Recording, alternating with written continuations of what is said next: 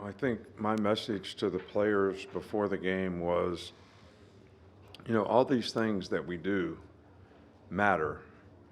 You're being judged to a standard as an individual player. We're being judged to a standard as a team.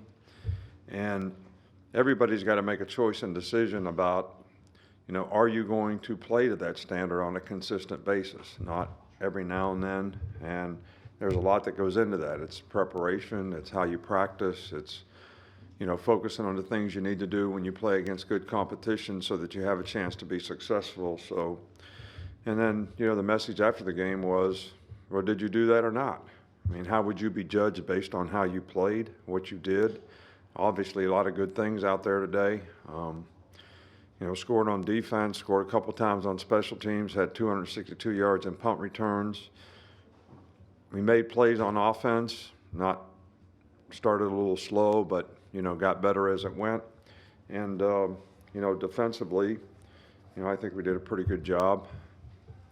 Went for it on fourth down, gave them good field position. That's how they scored a touchdown. That's probably on me. But anyway, so all in all, I think we made some progress. There's some evidence out there that this is the standard that we want to play to. But I think everybody's got to, judge what do we need to do to continue to improve.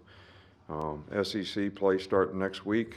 It's going to take a little better effort on everybody's part to play with consistency. Start with Aaron on the left. Given the variety of ways that Jahmyr Gibbs can affect the game, do you have a minimum targets, touches you'd like to see him get a week? Well, he's definitely a guy that's a really good playmaker, and especially when he gets the ball in space, although he's a very good runner as well. I think Bryce has a lot of confidence in him. I think that, we were running some vertical patterns today down the field. Some of those things were check downs that he got, and they were so far back trying to take away the vertical plays. He had space, made some really good runs, made people miss. I think on a couple of those there were some really good blocks, down the field as well. But, he is an explosive guy, and, we need as many weapons as possible on offense, and he's certainly been one of the most consistent weapons we've had to this point. You mentioned special teams. Just what do you think of the progress Kool-Aid's made as a returner, and what did you think of that whole group today? Well, obviously, if you get 262 yards, you block a punt, score a touchdown, that's pretty good stuff. But, to this point in the season, and I challenged the players this week on that, we had not made one explosive play or significant play in the game on special teams. We didn't do anything that really hurt us, but we weren't making special teams an advantage to us. So, I try to challenge the players that, we need to do a better job of executing, because it really comes down to that. Because every time you don't have a play or you get a punt block, somebody didn't block the right guy, or somebody didn't do the right thing on the punt return, didn't clamp the right guy, didn't double the right guy, didn't. So, today the execution was a lot better, and, we were able to take advantage of it.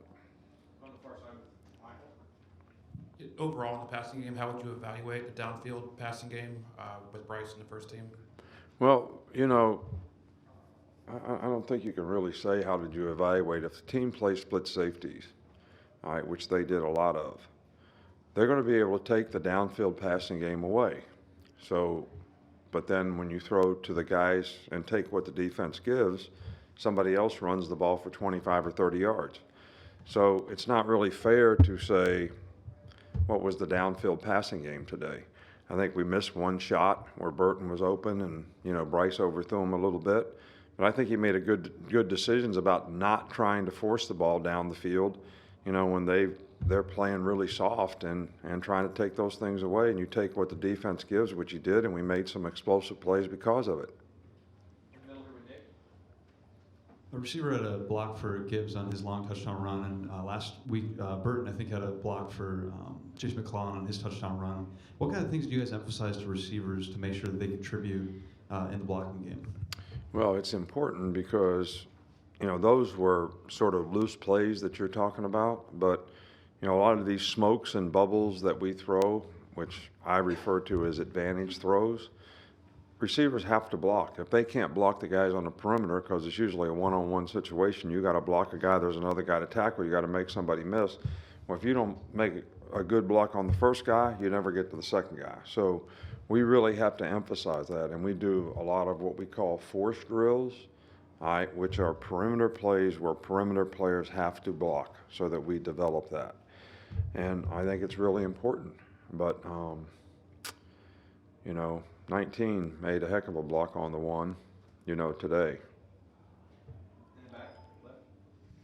You got an awful lot of athletes. When it comes to returning punts specifically, what do you and your staff look for? Obviously, Kool-Aid's done a good job this year, but outside of just the dynamic playmaking, what goes into selecting a guy to play that position? Well, JoJo is our punt returner, and he hadn't been out there yet. I mean, he was the punt returner going into the season, so he did it some last year. So I think, first of all, the most important thing about punt return is possession of the ball. So if you can make a first down and affect field position by having an average of at least 10 yards of return, I think that's kind of our goal. Now, we'd like to break them and make big plays, and you can do that. So, but the most important thing is we stop the other team. We have the ball back.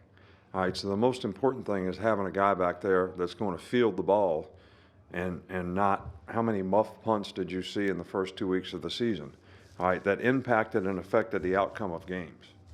So, that's the most important thing is possession of the ball. Then if the guy's got the feel and the instinct to know when to fair catch and when he has a chance to return the ball, that's even better. All right, but the key to that is how do the people up front, not the returner, how do they clamp people, how do they stab and lag people, and how do they sit and fit them down the field? All right, and there were a lot of good blocks on a lot of these returns today. Sticking with special teams, did you see anything on film or in practice this week that led you to believe you guys could put up the date you had today in that part of the game, let alone set a program record? We're trying to practice in perfection all the time. When a team kicks the way they kick, and you have three shields, three big guys in the shield, you have less cover guys.